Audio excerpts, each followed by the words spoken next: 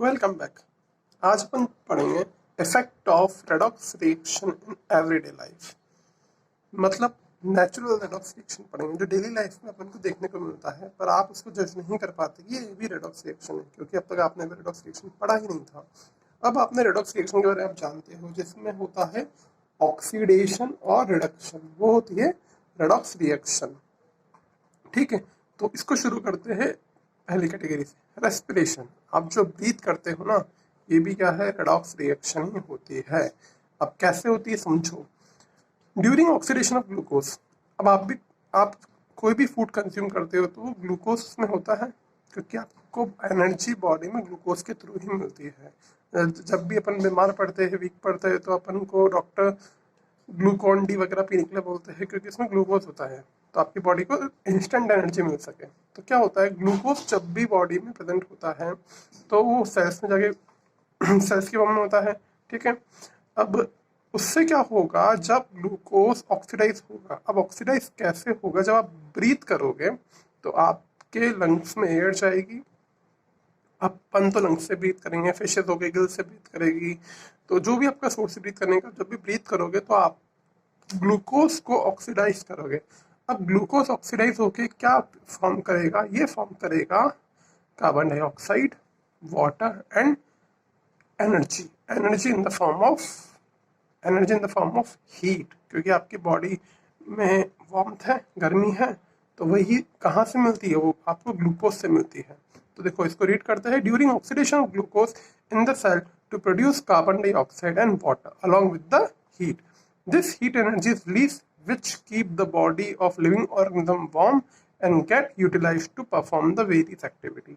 अब जो भी एक्टिविटी करोगे, आपकी बॉडी में जो एनर्जी प्रेजेंट है उसकी हेल्प से ही करोगे। तो एनर्जी आपको मिलती है ग्लूकोज से। ग्लूकोज एनर्जी कब देगा, जब वो ऑक्सीडाइज होगा in the presence of oxygen. तो यहाँ पे ग्लूकोज का डिकम्पोजिशन हुआ CO2H2 और एनर्जी में।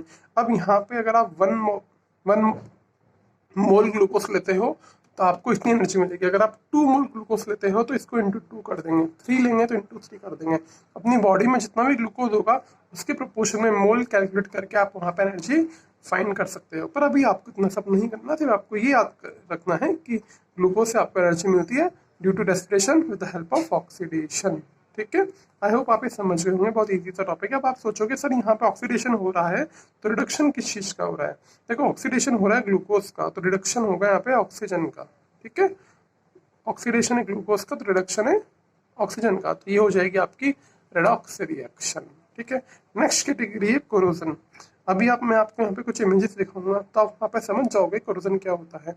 आपने कोई भी आयरन का ऑब्जेक्ट या किसी भी मेटल का ऑब्जेक्ट देखा है, जब वो न्यू रहता है तो काफी शाइनी और ब्राइट रहता है, पर कुछ टाइम बाद आफ्टर मंथ आफ्टर ईयर्स उसकी ब्राइटनेस लॉस हो जाती है, वो इतना लस्ट्रस नहीं रहता, थोड़ा फैड हो जाता है। वो क्यों फैड होता है, वो होता है due to corrosion. Due to corrosion, या फिर आप बोलते हो रस्टिंग, जंग लगना, लोहे को जंग लग जाता है तो होती है रस्टिंग। तो आयरन के केस में कोरोजन को अपन रस्टिंग बोलेंगे। अदरवाइज नॉर्मल मेटल की बात करेंगे तो आप वर्ड यूज करोगे corrosion, degrade of metal with time. ठीक है, अब इसकी आप डेफिनेशन पढ़ो तो देखो कैसे होगा। द स्लो डिस्ट्रक्शन, मतलब उसको खराब होना, द स्लो डिस्ट्रक्शन और eating up of metal by the reaction of some atmospheric gases. अब वो डिग्रेड क्यों होगा, एटमॉस्फेयर में gases present like oxygen, CO2, moisture भी प्रेजेंट होता है, SO2 भी प्रेजेंट होती है। तो ये सब गैसेस, ये मॉइस्चर आपके मेटल से रिएक्ट करेगा, उस मेटल को करेगा कोरोड। कोरोड मतलब उसको करेगा डिस्ट्रक्ट, उसको करेगा खराब। ठीक है, तो ये होता है आपका कोरोजन। बिल्कुल सिंपल सी डेफिनेशन है। आपने भी डायग्राम में भी देखा होगा कि कोरोजन होने पे क्या इफेक्ट होता है, मेटल कैसा हो जाता है। तो आई थिंक आपको समझ में आएगा कोरोजन क्या होता है। अब एक स्पेशल केस है यहाँ पे, आयरन के कोरोजन को अपन बोलते हैं rusting. The corrosion of iron is called rusting, क्योंकि आयरन अपने आप में बहुत यूजफुल, काफी यूज आने वाला प्रोडक्ट है, तो इसलिए यहाँ पे आयरन के कोरोजन को बोलेंगे रस्टिंग। मतलब जंग लगना, हिंदी में बोलते हैं जंग लग जाता है, रेडिश ब्राउन कलर का हो जाता है, उसको बोलते हैं रस्टिंग। अब ये रस्टिंग कैसे होती है, जब आप आयरन के आर्टिकल को, आयरन के पीस को ओपन एयर में रख दोगे उस एयर में ऑक्सीजन भी प्रेजेंट है और मॉइस्चर प्रेजेंट है, तो वो आयरन रिएक्ट करेगा ऑक्सीजन और मॉइस्चर से, तो बनाएगा आयरन का ऑक्साइड Fe2O3, और साथ में कुछ वाटर के मॉलिक्यूल्स अटैच हो जाएंगे, तो इसी को बोलते हैं रस्ट।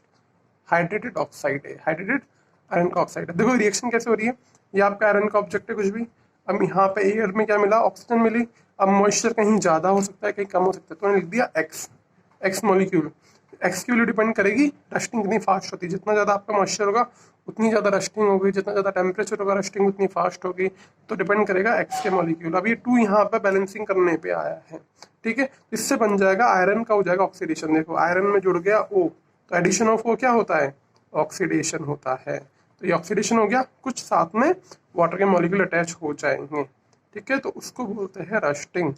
यहाँ पे आयरन के कितने पार्टिकल हैं, इसको बैलेंस करेंगे तो यहाँ पे 2 आएगा, 4 आयरन 4 Fe, 3 2 6, तो 2 3 6, और यहाँ पे कितने मॉलिक्यूल है वाटर के, 2x, तो यहाँ भी 2 × x 2 मॉलिक्यूल हो गए आयरन के। तो ये होती है आपकी रस्टिंग। बिल्कुल सिंपल सा टॉपिक है, इस फॉर्मूले से काफी क्वेश्चन आ जाते हैं, इसको याद रखना। फेरिक ऑक्साइड है आयरन का ऑक्साइड, वाटर अटैच है तो इसलिए लिख दिया हाइड्रेटेड फेरिक ऑक्साइड। इस तरह से आपने देखा हो कॉपर के बर्तन होते हैं, कॉपर तांबा, तो उसकी टेंसिल न्यू तो बहुत शाइनी होते हैं पर कुछ टाइम बाद डल कलर हो जाता है। तो कॉपर की भी होती है, कॉपर की ब्रस्टिंग नहीं बोलेंगे, कॉपर का बोलेंगे कोरोजन हो रहा है। अब वो कैसे होगा, the copper article get coated with green colour which is due to the formation of basic copper carbonate. इसमें बन जाता है आपका एक कॉपर का कार्बोनेट बन जाता है।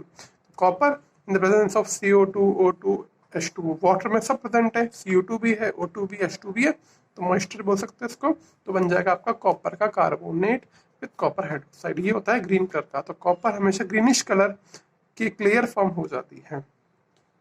इसी तरह से सिल्वर का भी होगा, सिल्वर रिएक्ट करेगा। आप सिल्वर ऐसे लीस्ट रिएक्टिव है, आपने जो रिएक्टिविटी सीरीज पढ़ी हो तो गोल्ड के ऊपर सिल्वर आता है, तो इतनी आसानी से रिएक्ट नहीं करेगा। पर एयर में अगर थोड़ा अमाउंट भी है H2S गैस का, हाइड्रोजन सल्फाइड गैस का, तो ये बना लेगा सिल्वर का सल्फाइड Ag2S और रिलीज करेगा हाइड्रोजन गैस। तो इसको बोलते हैं टर्निशिंग ऑफ सिल्वर। जब आपके चांदी के वो ज्वेलरी होती है तो शुरू में तो होती नहीं, पर आफ्टर कुछ टाइम बाद वो ब्लैकिश, थोड़ा सा उसमें ब्लैकिश आ जाता है, ग्रेश बना जाता है, तो वो आता है Ag2S के कारण, क्योंकि वो उसका कलर होता है ब्लैक। आप उसको वॉश करते हैं, कुछ लोग पेस्ट से साफ करते हैं, कुछ साबुन से साफ करेंगे, तो वापस से वो ब्लैकिश कलर हट जाएगा, टॉप लेयर हट जाएगी और वो नई जैसी हो जाएगी। तो ये होती है टर्निशिंग सिल्वर। तो अपन ने पढ़ा कोरोजन, रस्टिंग पढ़ी, कॉपर का पढ़ा, और किसका पढ़ा अपन ने, सिल्वर का पढ़ा। इसी तरह एल्यूमिनियम का भी होता है, पर एल्यूमिनियम का इतना इफेक्ट नहीं होता, क्योंकि एल्यूमिनियम का जब कोरोजन होता है तो उसके ऊपर क्या आ जाता है आपका Al2O3 की लेयर आ जाती है। वो इतनी अच्छी होती है कि वो खुद डिग्रेड नहीं होती, तो वो टॉप लेयर इफेक्ट हो पाती है, अंदर की लेयर सेफ रह जाती है। अब आप पढ़ो, इसमें कुछ प्रिवेंशन ऑफ रस्टिंग का आएगा कि रस्टिंग को अपन कैसे प्रिवेंट करेंगे। तो आप इसमें देखिए, मैं आपको एक इमेज दिखा रहा हूँ, यहाँ पे आपको कुछ पॉइंट दिखेंगे। ऑयलिंग, ग्रीसिंग, ठीक है, साइकिल की चेन होती है, उसमें ऑयलिंग करते हैं अपन, ऑयलिंग करने से वहाँ पे उसमें रस्ट नहीं आती, ठीक है। आप ऑयल लगा दोगे, ग्रीस लगा दोगे, तो एयर का कांटेक्ट डायरेक्टली नहीं होएगा, क्योंकि बीच में लेयर आ गई ऑयल की, ग्रीस की, तो रस्टिंग नहीं हो पाएगी, ठीक है। इलेक्ट्रोप्लेटिंग क्या होती है, आयरन के ऑब्जेक्ट को किसी और मेटल से कोटेड करना, जैसे क्रोमियम से कोट कर दिया, निकल से कोट कर दिया। कूलर की बॉडी जब नहीं आती तो शाइनी सी वहाँ पे सिल्वर लेयर सी होती है, वो क्रोमियम के निकल की होती है, उसको बोलते हैं इलेक्ट्रोप्लेटिंग। अब इलेक्ट्रोप्लेटिंग क्या होता है, आपने 8th में पढ़ा होगा, इलेक्ट्रोप्लेट कैसे करता है, इलेक्ट्रिसिटी पास करता है कैथोड एनोड के थ्रू, वो सब अलग बात है। एक होता है गैल्वेनाइजेशन, आयरन के ऑब्जेक्ट को जिंक से कोट करना, जिंक की कोटिंग करना, थिन लेयर ऑफ जिंक लगा देते हैं, तो वो भी होता है गैल्वेनाइजेशन। तो वहाँ पे क्या होता है, जिंक करोड होगा, आयरन को सेव कर लेगा। इसी तरह से होती है टिनिंग, टिन से कोट करने को बोलेंगे टिनिंग। और एक होता है अलॉइंग, आयरन के साथ जब आयरन के ऑब्जेक्ट बना रहे हैं तो आयरन के साथ साथ वहाँ कुछ और मेटल मिक्स कर देना, तो आयरन का अलॉय बन गया। निकल क्रोमियम से मिक्स कर दिया तो क्या होता है, उसका कोरोजन थोड़ा स्लो हो जाता है या होता ही नहीं है, डिपेंड करेगा कि आप अलॉइंग कितनी कर रहे हो। तो कुछ बेसिक से पॉइंट है, वैसे एनसीईआरटी में इतना मेंशन नहीं है जितना मैंने बताया, वहाँ पे बहुत बिल्कुल बेसिक सी डेफिनेशन है, उसको रीड आउट कर लेना, आपको आसानी से समझ में आ जाएगा, ठीक है। नेक्स्ट पार्ट है आपका रेंसिडिटी, ये भी काफ़ी इंपॉर्टेंट है। अपने फूड होता है अपना फूड, कुछ टाइम बाद जब फ्रेश फूड होता है तो वो तो काफ़ी अच्छा होता है, पर कुक्ड फूड आफ्टर नाइट या ओवरनाइट, एक दिन बाद वो आई थिंक खराब हो जाता है। आपने भी देखा होगा, स्मेल आती है, बैड स्मेल सी आती है, तो वो आती है ड्यू टू रेंसिडिटी। फूड का भी होता है ऑक्सीडेशन। अब ऑक्सीडेशन फूड में किस चीज़ का होगा, क्योंकि हर फूड इतनी इजीली खराब नहीं होता, पर ऑयली जो फूड होता है ना, ऑयली फूड वो जल्दी खराब होते हैं। क्यों, क्योंकि उसमें जो हाइड्रोकार्बन ऑर्गेनिक पार्ट है ना ऑयल का, वो ऑक्सीडाइज हो जाता है, ठीक है। तो natural oxidation of the oil and fat which are present in the food item give bad smell and taste define as rancidity. तो आपके जो ऑयली फूड होते हैं, ऑयली पार्ट होता है, वो ऑक्सीडाइज होकर डिग्रेड हो जाता है, तो उसकी बैड स्मेल भी आती है, टेस्ट भी खराब हो जाता है, तो उसको इसी को बोलते हैं रेंसिडिटी, और उसको बोलेंगे ऑक्सीडेशन। अब आपको एक चीज बताऊं, कुछ फूड बहुत जल्दी खराब होते हैं, कुछ धीरे खराब होते हैं। जिस फूड में जितना ज्यादा ऑयल होगा ना, तो वो खराब हो जाएगा। ऑयल के साथ मॉइस्चर भी प्रेजेंट हो फूड के अंदर, तो जल्दी खराब हो जाएगा, ठीक है, क्योंकि ऑयल का होता है ऑक्सीडेशन। ठीक है, सिंपल सी बात है। अब आप चाहोगे कि हाँ, रेंसिडिटी को मैं प्रिवेंट कैसे करूं, तो अपन क्या करते हैं, सिंपल सा, खाने को फ्रिज में रखते हैं, टेम्परेचर लो होता है तो रेट ऑफ ऑक्सीडेशन कम हो जाता है, तो आपका फूड खराब नहीं होता। या फिर उसको सनलाइट में मत रखो, डार्क प्लेस में रखो। वही सनलाइट में रखेंगे तो एनर्जी मिलेगी, एनर्जी मिलेगी तो ऑक्सीडेशन जल्दी होगा। या फिर आप प्रिजर्वेटिव्स का यूज करो। मार्केट में जो पैक्ड फूड आता है ना, उसमें प्रिजर्वेटिव होते हैं, BHA, BHT, आप पढ़ना, वहाँ पे प्रिजर्वेटिव की कैटेगरी लिखी होती है। तो प्रिजर्वेटिव क्या करते हैं, ऑक्सीडेशन को स्लो कर देते हैं या स्टॉप ही कर देते हैं, ताकि आपका फूड ऑक्सीडाइज ही ना हो। उसमें एंटीऑक्सीडेंट मिला देते हैं वो लोग, ठीक है। नाइट्रोजन गैस, आप जब भी कोई लेज वगैरह, कुरकुरे वगैरह परचेस करते हो, तो उसमें काफी सारी एयर भरी होती है। वो एयर नहीं होती, वो एक्चुअली होती है नाइट्रोजन गैस, क्योंकि एयर में तो खुद ऑक्सीजन है, वो तो ऑक्सीडाइज कर देगी। नाइट्रोजन गैस फिल करते हैं वहां पे अपन, तो N2 क्या होती है, लीस्ट रिएक्ट होती है, ये रिएक्ट नहीं करती, तो फूड से रिएक्ट ही नहीं करेगी, तो फूड वहां पे उसको ऑक्सीजन भी नहीं मिल पाएगी, तो फूड आपका वहां पे ऑक्सीडाइज नहीं होगा। या फिर वैक्यूम क्रिएट कर दो आप फूड में, तो वैक्यूम से भी क्या होगा, एयर का कॉन्टेक्ट आपने रिमूव कर दिया, एयर रिमूव हो गई तो आपकी वहां पे ऑक्सीजन भी रिमूव हो गई, तो फूड का क्या होगा, ऑक्सीडेशन नहीं होगा, ठीक है। अब आपको एक और एग्जांपल देता हूँ। आपकी बॉडी में भी ना क्या होता है, ऑक्सीडेशन होता है। आपकी बॉडी टाइम के साथ क्या होती है, ओल्ड जाती है, स्किन खराब होती है, वीक हो जाती है, क्यों होती है, ड्यू टू ऑक्सीडेशन। तो इसलिए बोलते हैं ना, वो ग्रीन टी वगैरह पिए, उसमें आता है ऐड कि एंटीऑक्सीडेंट होते हैं, मतलब आपकी बॉडी को जो ऑक्सीडेशन होने की रेट है उसको थोड़ा स्लो कर देंगे।